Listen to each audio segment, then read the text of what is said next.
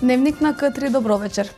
Повеќе работни места да се подобри животниот стандард, да има поголеми примања, но и повеќе спортски игралишта. Ова се само дел од желбите кои граѓаните на Куманово ги посакаа во новата 2016 година. Кумановци во 2016 година очекуваат да има подобрување на сите полиња во однос на изминатата. Посакаат да се подобри патната инфраструктура, повеќе спортски игралишта, градинки за најмалите, да се подобри животниот стандард, да има повеќе работни места, а со самото тоа велат дека младите ќе останат тука и нема да заменуваат од државата. Подобра патна инфраструктура, организација и, што знам, подобри услови за живот, отварање на некои нови капацитети за младите да останат тука, да не заминуваат од државата. Забавниот живот за младите, нашата улиците да се оправат, тоа ќе треба, инфраструктурата, па така, за почеток, па потоа ќе видиме. Што ни недостига на нас кумановци тука, да ни е подобро, поубаво? Нема, прашај што имамо, ми немамо ништо. Немамо ништо, што би очекувале друго да не... Очекувам се подобри малце општината да се смени како што треба, структурата на општината. Така мислите дека со тоа ќе се подобри животот тука? Да, сигурен сум. Малку да се среди градот, затоа што условите во кои што ние живееме се прилично уназадени. Мислам дека треба повеќе да се обрне внимание на да има повеќе слободни места за шетање, значи да има повеќе раздвиженост, да се отварат подобри места за дневни состаноци, мислам за прошетки. Конкретно за Куманово, какви услови имаме за работа? Никакви. Значи поаѓам од себе и знам колку е тешко денес да се најде работа, затоа што нели да гледаме реално, сите ти поставуваат некакви услови.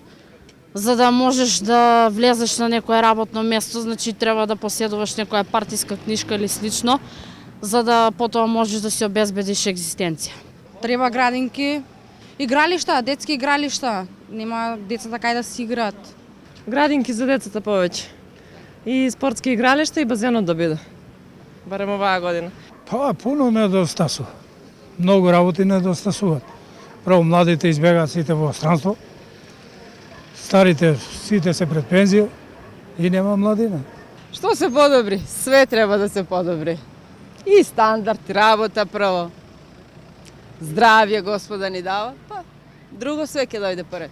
Новата година е веќе пред нас. Локалните власти ќе имаат доволно време за желбите и барањата кои ги имаат кумановци за подобар и поквалитетен живот да станат реалност.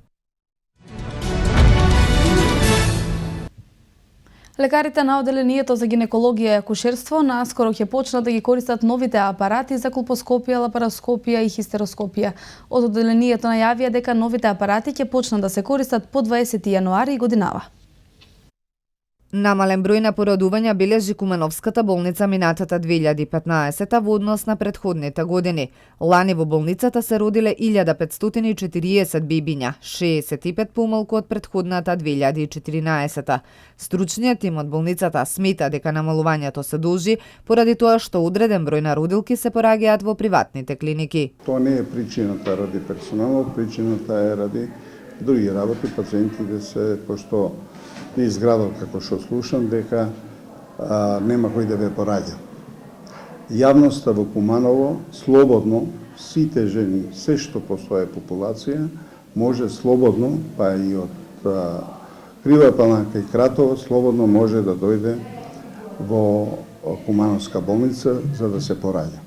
Од болницата се децидни дека имаат доволен број на гинеколози. Вела дека соработуваат и со терцијалната установа и дека доктори специјалисти еднаш неделно доаѓаат во болницата и своето искуство го пренесуваат на колегите од одделението. Дури и специјалните болници кои што се од друго ниво, Мала Богоровица и Ремедика, кои има такви случаи или Чаир, они ги препраќаат во државна болница, пошто тамо е институција и тамо е местото кое што треба да се работи.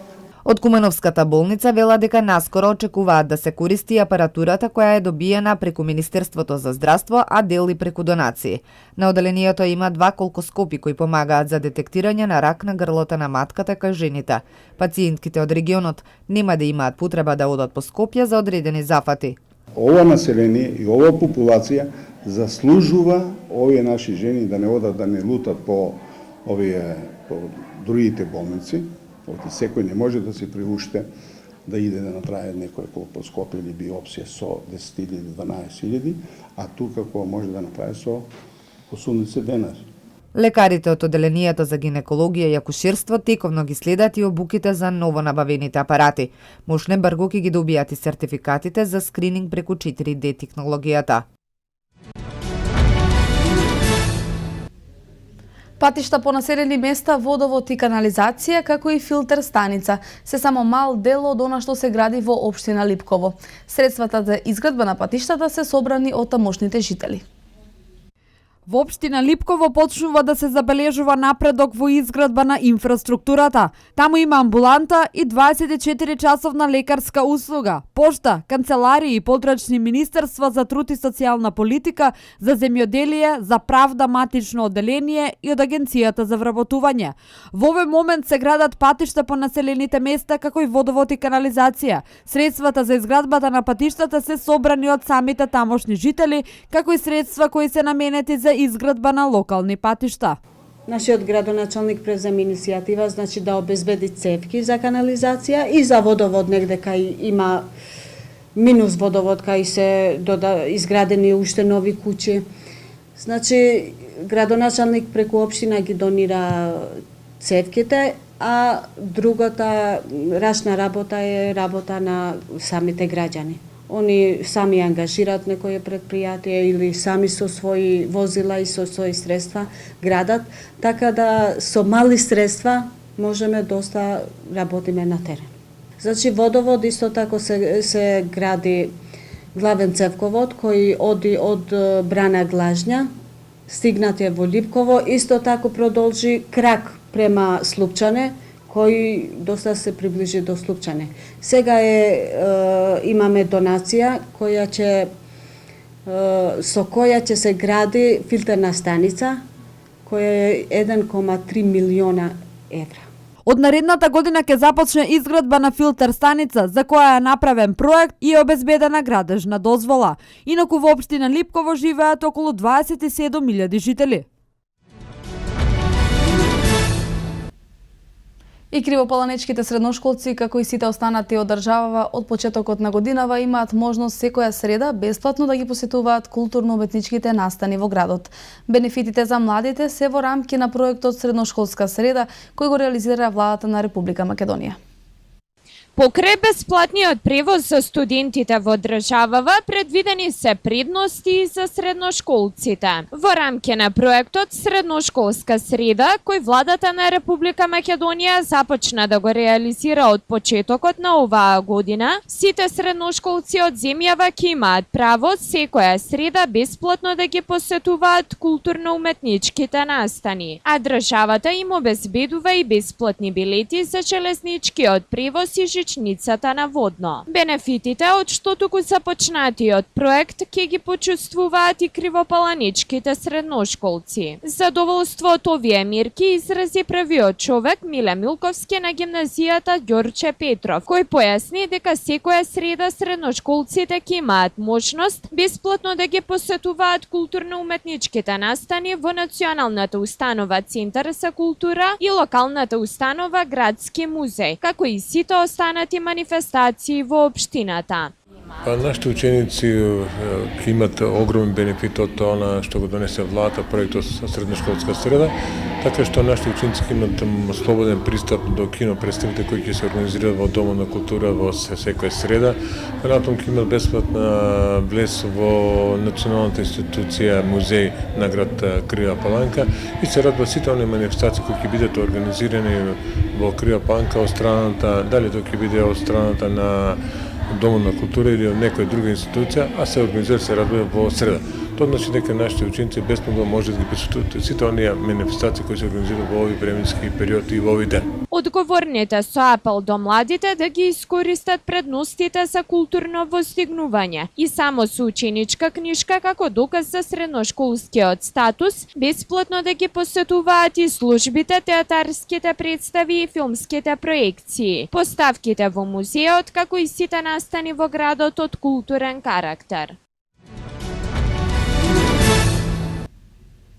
На 1 јануари околу 3 часот во Куманово на улица Веселин Маслеша непознат сторител влегол преку прозорец од купатило во куќа собственост на М50, додека истата спиела и извршил пребарување, а потоа физички ја нападнал, при што насилно одушите и ги одзел обетките кои ги носела, а од плакарот одзел 2 златни прстени и 1 пар обетки, пошто го напуштил местото на настанот. Извршен е увид од страна на увидна екипа од СВР Куманово. Се превземаат мерки за целосно расчистување на случајот.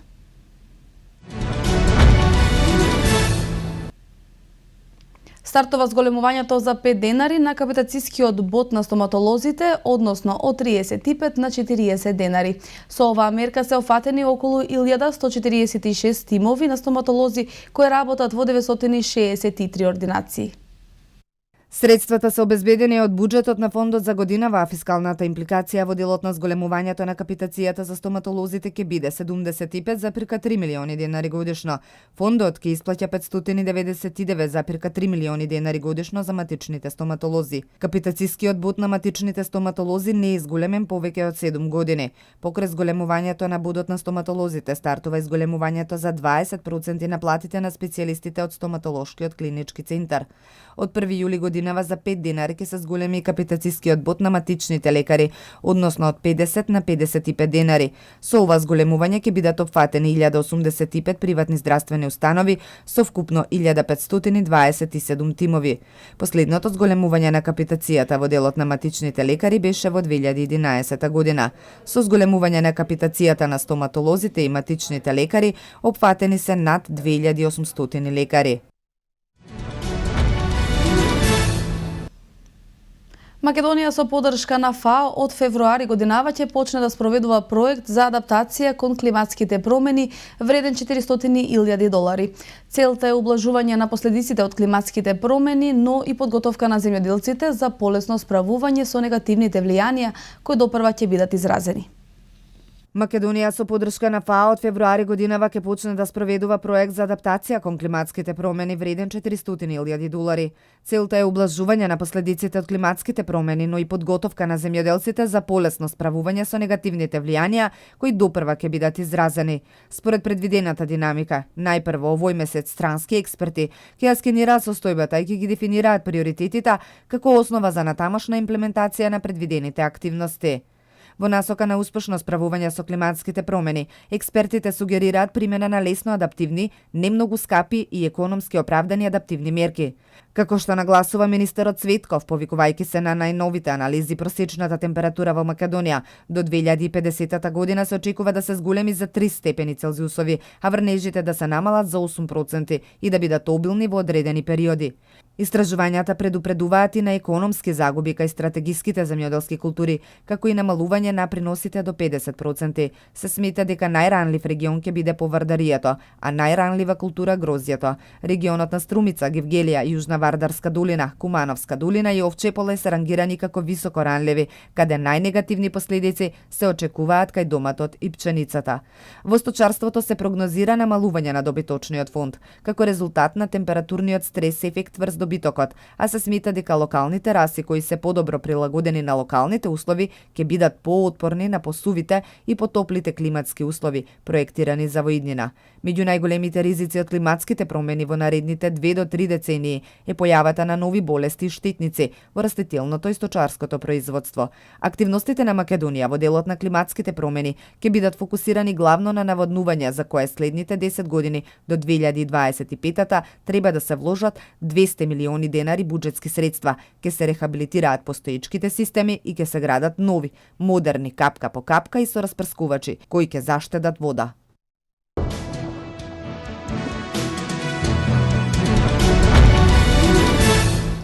Русија кон крајот на ноември одлучи да воведе економски санкции кон Турција, кои од 1 јануари стапија на сила. Земјотрес со интензитет од 6,4 степени според Рихтеровата скала денеска е регистриран во Кина.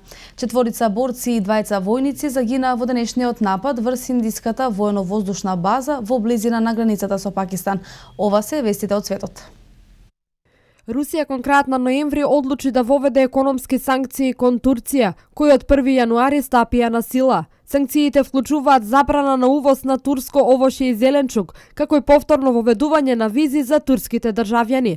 Русија е главен снабдувач на енергенси за Турција, на која обезбедува 55% од потребите за газ и 30% од потребите за нафта. Анкара увезува 90,5% од потребната нафта и 98,5% од потребниот природен газ. Руската влада исто така одлучила да ги прекине преговорите за проектот Турски тек, кој требаше да доведе руски газ во Турција и подоцна во Европа. Односите меѓу Турција и Русија се влошени откако на 24 ноември турските сили соборија руски бомбардер на границата со Сирија. Турција го собори авионот наведувајќи дека го нарушил турскиот воздушен простор, што Русија категорично го демантираше. Земјотрес со интензитет од 6,4 степени според Рихтеровата скала денеска е регистриран во кинеската североисточна провинција, соопшти кинескиот сеизмолошки центар. Епицентарот на земјотресот бил на длабочина од 580 км во близина на границата со Русија. Според Геофизичкиот институт на САД, земјотресот бил со интензитет од 5,7 степени според Рихтер. Нема информации за евентуално повредени луѓе и причината материјална штета. 4 борци и 2 војници загинаа во денешниот напад врз индиската воено-воздушна база во близина на границата со Пакистан, соопшти индиската армија. Нападјачите со украден полициски автомобил влегле во базата Патханкот во индиската сојузна држава Пенџаб и фрлиле граната. Во нападот повредени се 5 индиски војници. Се претпоставува дека за нападот одговорна е групата Џаеше Мохамед, формирана во Пакистан. Нападјачите се обиделе да стигнат до техничкиот реон на базата за да ги уништат авионите и хеликоптерите, но не успеале. Се уште не е познато колку нападјачи влегле во базата, која се наоѓа на главниот пат што ги поврзува индиските држави Џаму и Кашмир, каде дејствуваат сепаристички групи.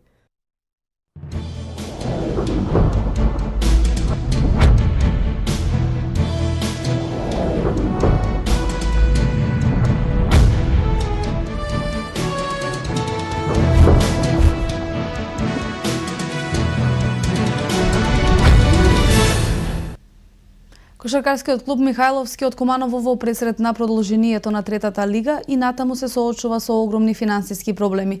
Судбината на клубот е крајно неизвестна и прашање дали воопшто ќе се надпреварува во вториот дел. Кошаркарскиот клуб Михајловски е составен од млади талентирани поединци кои во наредните години треба да станат иднина на кумановската кошарка. Во 2015 година тие помина низ многу тежок период поради немање финансиски средства, што беше главна причина да се повлечат од настапот во втората лига. Иако играа солидно во втората лига и не беа во подредена положба, сепак мора да се повлечат. Во тие мегови, оставени на милост и немилост, бараа помош на секаде, но не ја добие од никого. На почетокот на оваа сезона смогнаа сили и продолжија да се напреваруваат, но овој пат во третата лига, каде остварија солиден успех.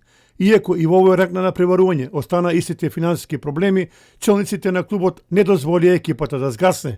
Есенската сезона заврши, а проблемите и понатаму се присутни во екипата. Меѓутоа, во овој моменти, додека екипата е на мини пауза, раководството ќе направи се да се избегне најлошото. Дали ќе успеат во своите намери, тешко е да се прогнозира. За разрешување на целата состојба, најавија дека ќе бараат прием кај челните луѓе на Сојузот на спортовите на Куманово за начините за потребната помош. Кошаркарскиот клуб Михајловски е вториот представник од градот кој се напребарува во македонската кошарка, па поради тие причини заслужува поголемо внимание. Дали поради недостиг на финансиска помош екипата ќе згасне, ќе се знае за многу брзо време. Веруваме дека ќе се најде начин да му се помогне на тимот, кој има добра перспектива под водство на тренерскиот тандем Дејановиќ Михајловски. Многу малку време остана до почетокот на вториот дел, а сега на потек се раководните луѓе на спортот во градот Куманово.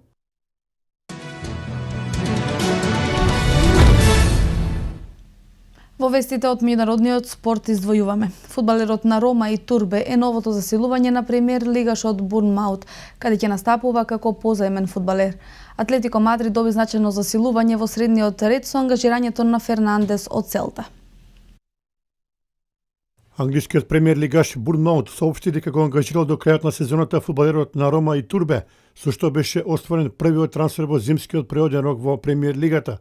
Трансферот ќе стане официјален кога ќе го одобри Фудбалската федерација на Англија и кога и Турбе ќе ја добие потребната работна дозвола. И Турбе роден во Аргентина, а првиот клуб му беше Серо Портенот од Парагвај. Со 18 години заминува во Порто, а потоа Рома во 2014 година за него плати 23 милиони евра. Во оваа сезона и Турбе за Рома одигра 19 на превари, а има постигнато само еден гол. Тој веќе има направено тренинзи со новиот тим, но се очекува да дебитира стената недела во премиер лигата.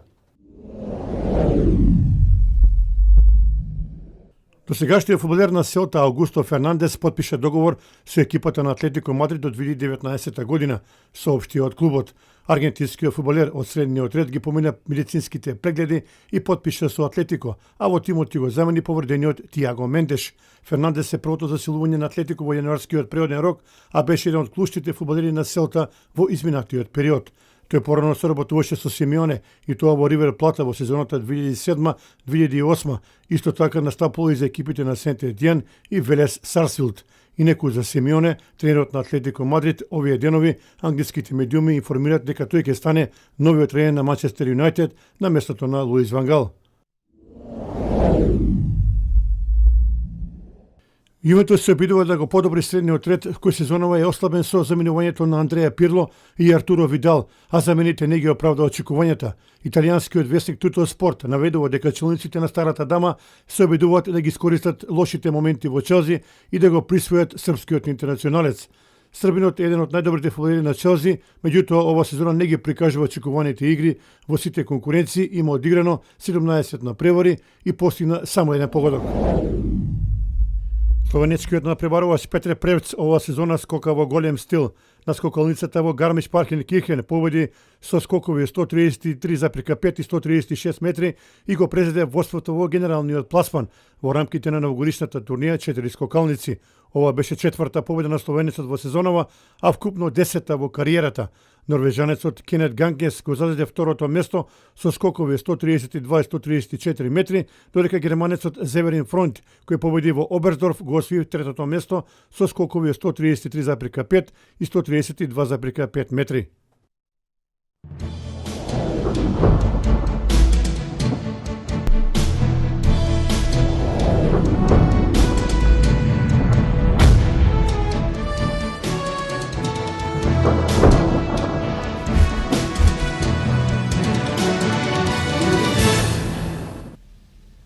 Од утре во поголемиот дел од земјава се очекуваат обилни врнежи од снег и формирање снежна покривка. Врнежите ќе бидат со променлив интензитет. Еве какво време ќе има североистокот.